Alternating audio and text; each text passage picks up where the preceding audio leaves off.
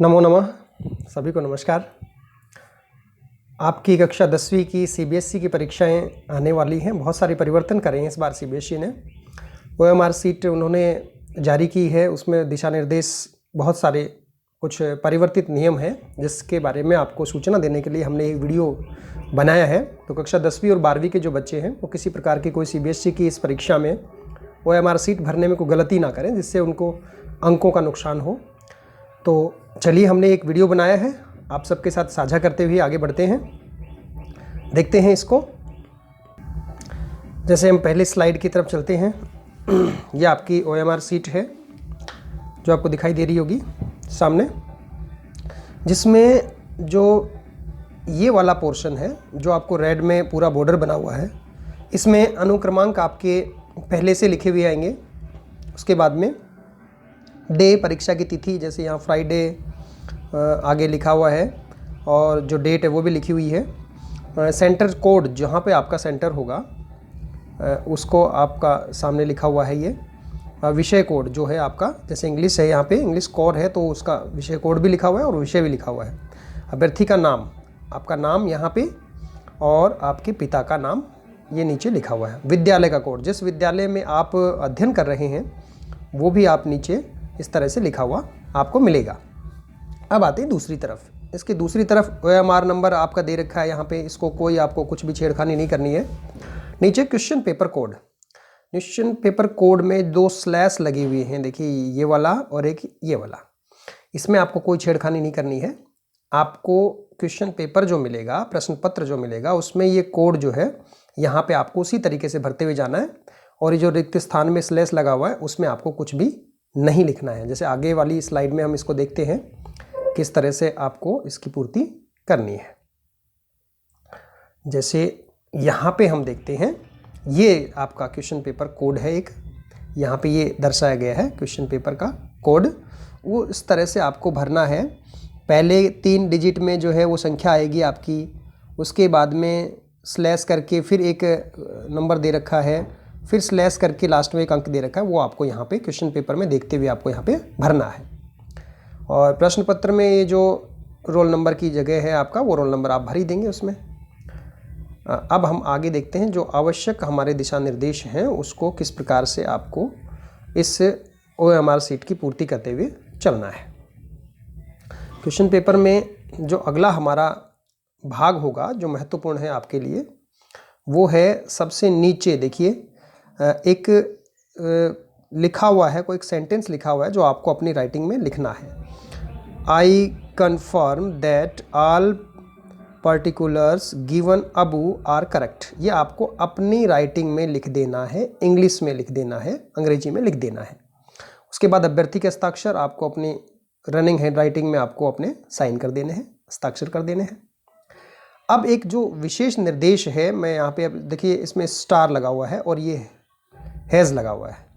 तो जो स्टार वाला है उसमें राइट करेक्ट ऑप्शन, ये ऊपर जो स्टार वाला कॉलम है, बॉक्स, ये जितने भी बॉक्सेस बने हुए हैं इन सब में स्टार है ऊपर। स्टार का मतलब है राइट करेक्ट ऑप्शन, वो आपको आगे बताएंगे किस तरह से लिखना है। आगे है फिर हैज़, हैज़ में है darken circle if question not attempt. अगर आप किसी क्वेश्चन को अटेम्प्ट नहीं कर रहे हैं, किसी प्रश्न को अटेम्प्ट नहीं करना चाहते, उसको करना ही नहीं चाहते हैं, आपके प्रश्न में मान लीजिए पहले प्रश्न में आपके 4 में से आपको 3 प्रश्न करने हैं, तो आप 4 में से 3 कौन से कर रहे हो वो तो करेंगे। जो आप नहीं कर रहे हो वो हैज़ वाले में जा करके जिसने क्वेश्चन नंबर दे रखा है उस प्रश्न के आगे उसको आप सर्किल को आप भर देंगे। ये आपको इस बात का विशेष ध्यान रखते हुए आगे चलना है। वो आगे और इसको स्पष्ट करते हैं हम अगली स्लाइड के माध्यम से। इसमें हम देखेंगे किस तरह से आप जो लिखेंगे ओएमआर सीट भरेंगे वो आपको कैसे करना है। देखिए, या तो नीला बॉल पॉइंट पेन आपके पास होना चाहिए या फिर काला बॉल पॉइंट पेन। जेल का आप प्रयोग नहीं करेंगे, जेल का आपको प्रयोग, जेल पेन का जो है, जेल पेन का प्रयोग आपको किसी भी तरीके से नहीं करना है। और एक पेंसिल का प्रयोग आपको नहीं करना है, आपको नीला और काला बॉल पॉइंट पेन का ही प्रयोग करना है। ये इसको विशेष ध्यान में रखते हुए आप सभी इसका प्रयोग करेंगे। आगे आते हैं, एक पोर्शन और है इसका, ओएमआर सीट के जो नीचे दे रखे हैं टोटल करेक्ट आंसर्स, ये आपका इसमें कोई लेना देना नहीं है। इन्विजिलेटर वगैरह जो उनका काम है वो आपका काम यहाँ तक, इससे ऊपर जो है वहाँ तक ही है, इससे नीचे आपको कोई भी कार्य नहीं करना है। ये आपके काम का क्वेश्चन नहीं है।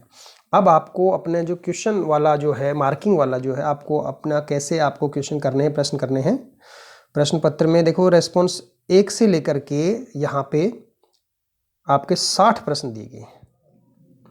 इन 60 प्रश्नों में से आपको जितने प्रश्न करने हैं, मान लीजिए आपके कुल प्रश्न आ रहे हैं 51 प्रश्न हैं, तो आप अपने 51 वाले के नीचे एक लाइन खींच लेंगे कि इसके बाद मुझे कुछ भी नहीं करना है, इससे आगे मुझे कुछ नहीं भरना है।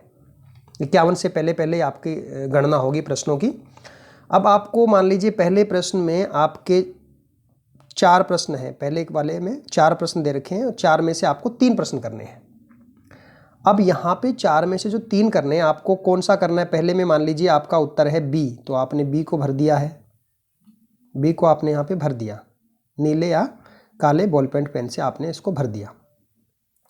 अब आपको दूसरा वाला प्रश्न यदि नहीं करना है तो हैज़ वाले में जाकर के 2 के सामने आप जो सर्किल है इसको आप भर देंगे। इसका मतलब है कि आपने प्रश्न अटेम्प्ट नहीं किया है, ये प्रश्न आपने अटेम्प्ट नहीं किया है। और फिर मान लीजिए तीसरे का उत्तर आपका डी है और इसको पूरा पूरा भरना है। और चौथे वाले का जो है वो आपका उत्तर है वो है ए, मान लीजिए, तो ए में आप इसको भर देंगे। अब क्या करना है, साथ में आपको जो बॉक्स दे रखे हैं, मान लीजिए पहले में आपका बी था तो आप इस बॉक्स में बी भर देंगे। दूसरे वाले में आपको कुछ नहीं भरना है क्योंकि आपने ये प्रश्न अटेम्प्ट ही नहीं किया है, आपने पहले हैज़ वाले में इसको इंगित कर दिया है कि ये प्रश्न आप नहीं करना चाहते। तीसरे में आपका डी ऑप्शन था, आपने डी को कर दिया है। फिर आपको बाद में आपने जब प्रश्न पत्र को ठीक से पढ़ा, आपको पता लगा कि मेरा प्रश्न इसमें जो मैंने डी लगाया है वो मेरा उत्तर तो इसमें सी होना चाहिए था। तो आप यहाँ पे कोई जो सर्किल है उसमें कोई काटापीटी नहीं करेंगे, स्टार के नीचे सामने जो बॉक्स बना हुआ है 3 के सामने, उसमें आप बॉक्स में सी लिख देंगे। इसका मतलब है कि आपका जो सर्किल किया हुआ है उसको काउंट नहीं किया जाएगा। स्टार में जो बॉक्स बना हुआ है तीसरे के आगे, उसमें जो आपने सी लिखा है इसी की आपकी गणना की जाएगी। चौथे प्रश्न में आपका ए था तो आपको बॉक्स में भी ए लिख देना है, बॉक्स में भी ए लिख देना है। इस तरह से आपको ये प्रश्नों को करते हुए चलना है। अब एक बात और मैं यहाँ पे आपको समझा देता हूँ। जैसे मान लीजिए किसी प्रश्न में, पहले प्रश्न में आपका बी ऑप्शन था, आपने बी को सर्किल भी कर दिया और बॉक्स में भी आपने बी भर दिया।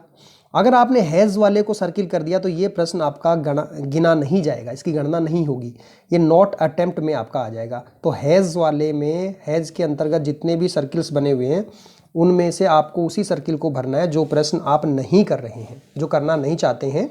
या आपके जो प्रश्न पत्र में मान लीजिए दूसरे प्रश्न में आपको 5 में से 4 ही प्रश्न करने हैं, तो जो प्रश्न आप छोड़ना चाह रहे हो उसके आगे जिसको अटेम्प्ट नहीं करना चाह रहे हो उसमें हैज़ वाले जो सर्किल है उसमें आप उसको सर्किल को नीले या काले बॉल पेन से आप उसको भर देंगे। दूसरा जो निर्देश है वो विशेष ये बताना चाह रहे थे कि छठा प्रश्न है, 7वां है या 8वां है, इसमें मान लीजिए या 5वां प्रश्न है, इसमें आपका उत्तर था बी। आपने बी को सर्किल करते हुए आपको ध्यान आया अरे नहीं नहीं इसका तो ए है, तो आपने हल्का सा तो ये कर दिया और फिर आपने ए को पूरा भर दिया, ए को पूरा भर दिया। अब बी में भी पेन आपका टिका हुआ है और ए में भी टिका हुआ है। ऐसी स्थिति में आपको कोई कटिंग नहीं करनी है, जो हो गया वो सर्किल को छोड़ दीजिए। अब बॉक्स में जो आप लिखेंगे, इसका उत्तर आपका था मान लीजिए ए 5 वाले का, तो बॉक्स में जो आपने लिखा है वही आपकी गणना की जाएगी। एग्जामिनर आपका स्टार वाला और हैज वाला जो कॉलम है, इन 2 कॉलम को ही विशेष रूप से देखेगा, वो आपके जो सर्किल किए हुए हैं उनको वो नहीं देखने वाला है, स्टार और हैज में। छठे में मान लीजिए आपका डी है तो आप सर्किल भी करेंगे, सर्किल के साथ साथ आपको बॉक्स में भी डी भर देना है। 7वें में मान लीजिए आपका ऑप्शन था बी, लेकिन आपने बी को सर्किल ना करके आपने केवल बॉक्स में ही बी भरा है, तब भी आपका सही है, तब भी आपका वो प्रश्न काउंट होगा। आपका एग्जामिनर उस प्रश्न पे ध्यान देगा, आपका ऐसा नहीं कि वो प्रश्न को छोड़ देंगे। तो आप इस तरह से इन सारे जितने भी आपके बॉक्स बने हुए स्टार के अंतर्गत जितने बॉक्स में जो प्रश्न आप अटेम्प्ट कर रहे हो, जैसे 10वां प्रश्न आप करना चाह रहे हो, 10वें में आपका उत्तर था ए, तो आपने इसी तरह बस थोड़ा सा पेन टिका के रह गया, आपने पूरा सर्किल नहीं किया, कि गलत है, आपको सर्किल पूरा करना है। अगर आपने थोड़ा सा किया, आधा किया, लेकिन बॉक्स में आपने ए पूरा लिख दिया तो वह आपका प्रश्न काउंट होगा, वो गिना जाएगा। अब मान लीजिए 13वां प्रश्न आपको नहीं करना है, इसको आप अटेम्प्ट नहीं करना चाहते हैं, तो आपको कोई भी बॉक्स में कुछ भी नहीं भरना है, ना यहाँ बॉक्स में भरना है। आपको 13वें प्रश्न में हैज़ वाला जो कॉलम है उसको आपको सर्किल कर देना है। इसका मतलब है कि ये प्रश्न आप अटेम्प्ट नहीं करना चाहिए। यदि आपने गलती से इसमें बी भर दिया, बॉक्स में भी आपने बी गलती से लिख दिया, तो ये प्रश्न आपका काउंट नहीं होगा, क्योंकि आपने हैज़ वाले कॉलम में सर्किल जो है उसको आपने भर दिया था, इसलिए आपका ये काउंट नहीं होगा। तो इस तरह से आप विशेष रूप से ध्यान रखिए। मान लीजिए आपका इसी तरह से उदाहरण के रूप में 19वां प्रश्न है। 19वें प्रश्न में आपने उत्तर देना था बी का, तो आप बी पे पेन टिका के रह गए कि यार इसमें बी भरना था, लेकिन फिर आपने बॉक्स में बी भर दिया, सर्किल नहीं किया आपने 19वें में। कोई दिक्कत नहीं है, आपको अब भी ये प्रश्न जो है आपका वो गिना जाएगा और बी जो है आपका एग्जामिनर आपके बी को काउंट करेगा। फिर आपने OMR सीट देने से पहले आपने डी को सर्किल कर दिया कि यार इसका तो डी उत्तर था। 19वें में आपने डी को सर्किल किया और बॉक्स में आपका बी भरा हुआ है, तो आपका डी काउंट नहीं होगा। जो बॉक्स में आपने बी लिखा है ये बी ही आपका काउंट किया जाएगा, यहाँ पे डी नहीं होगा। इसका मतलब ये होगा कि सर्किल में आप जो भी भर रहे हैं, सर्किल में भरने के साथ साथ अगर आपने गलती भी कर दी है तो बॉक्स में जो आप भर रहे हो ए बी सी डी जो भी आप लिख रहे हो, आपका एग्जामिनर उसी ए बी सी डी को ही काउंट करेगा। वो बॉक्स में आपने कोई गलती कर भी दी है वो उसको काउंट नहीं करेगा। लेकिन बॉक्स में आपने बी लिखा और 19वें में आपको बाद में पता लगा कि डी था, तो आपने सर्किल तो डी कर दिया, लेकिन अब बॉक्स में तो पहले से बी भरा हुआ है, उसको आप ओवरराइट नहीं कर सकते हैं। अगर आपने बी को डी बनाने की कोशिश करी तो वो आपका प्रश्न जो है वो गिना नहीं जाएगा, उसको वो ध्यान, क्योंकि बॉक्स में ओवरराइटिंग नहीं होनी चाहिए, किसी भी तरीके की ओवरराइटिंग नहीं होनी चाहिए। इस बात का विशेष ध्यान रखेंगे और इसको ध्यान रख के ही आप आगे अपने प्रश्नों का उत्तर देते रहेंगे, जिससे किसी भी प्रकार की कोई गलती करने से आप लोग बच जाएं। एक बार फिर से आपको समझा देता हूं। कोई भी प्रश्न आप कर रहे हैं, जैसे 25वां प्रश्न आप कर रहे हैं, बॉक्स में आपका उत्तर था ए, आपने सर्किल भी किया, ए को सर्किल किया, सबसे अच्छा तरीका सर्किल कर दिया। अब सर्किल करने के बाद में स्टार वाला बॉक्स जो है 40वें प्रश्न के सामने, 40वें प्रश्न के सामने जो बना हुआ था उसमें आपको क्या करना है, अब बॉक्स में भी आपको ए भर देना है 40वें में। अब मान लीजिए आप 41वां प्रश्न नहीं करना चाह रहे हो, तो आपको बॉक्स में, इसमें सर्किल में कोई भी छेड़खानी नहीं करनी है, बॉक्स में कुछ नहीं लिखना है, केवल 41वें में हैज़ के नीचे और 41 के सामने जो हैज़ वाले कॉलम में जो ये बना हुआ है बॉक्स कॉलम बना हुआ, उसको आप सर्किल कर देंगे पूरे को नीले या काले बॉल पॉइंट पेन से। जेल का प्रयोग आपको नहीं करना है, पेंसिल का प्रयोग आपको बिल्कुल भी नहीं करना है। इस तरह से ये इसका मतलब हुआ कि ये प्रश्न आप अटेम्प्ट नहीं करना चाहते हैं। फिर मैंने आपको पहले भी बताया था, कोई भी प्रश्न है, मान लीजिए आपका 32वां प्रश्न है, आपने इसमें बी कर दिया, सर्किल किया आपने, बॉक्स में भी आपने बी लिख दिया, बिल्कुल सही है। लेकिन अगर मान लीजिए यहाँ पे 32वें में आपने बी सर्किल भी किया और बॉक्स में भी आपने बी लिख दिया, लेकिन हैज़ वाले में भी आपने सर्किल कर दिया, इसका मतलब ये हो गया कि ये प्रश्न आप अटेम्प्ट करना ही नहीं चाहते थे, आपने हैज़ वाला कॉलम भर दिया है, तो ये प्रश्न आपका गिना नहीं जाएगा, ये नॉट अटेम्प्ट में आपका प्रश्न आएगा।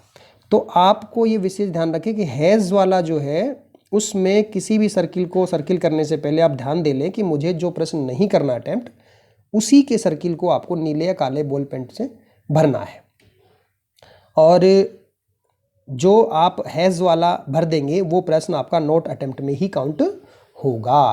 तो ये इस तरह से आप थोड़ा सा ध्यान में रखते हुए सारा काम करेंगे।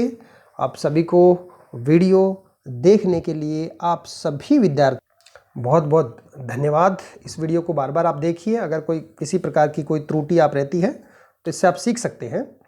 और इसी तरह की और वीडियो देखने के लिए हमारे चैनल को सब्सक्राइब कीजिए, और संस्कृत से संबंधित जितने भी आपके उपयोगी पाठ हैं, व्याकरण संबंधित हैं, वो सब हमने अपने चैनल पे डाल रखे हैं, और कोई सूचना आएगी हम अपने चैनल पर आपसे जुड़े रहेंगे।